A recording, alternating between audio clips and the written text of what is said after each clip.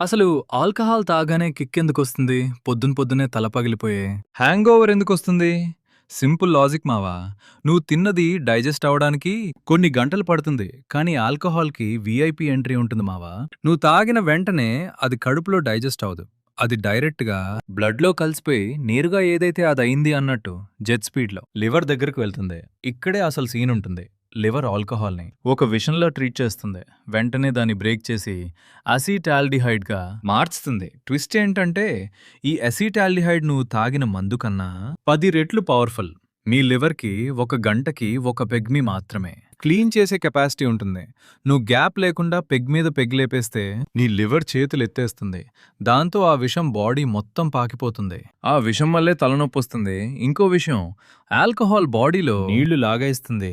దాంతో మెదడు ఎండిపోయినట్టు అయిపోతుంది. అందుకే హ్యాంగోవర్ అంటే డిఫెక్ట్ కాదు, నీ లివర్ ఇచ్చిన సిగ్నల్. తాగుతున్న టైంలో అప్పుడప్పుడు నీళ్లు తాగు. నీ లివర్ సేఫ్‌గా ఉంటుంది.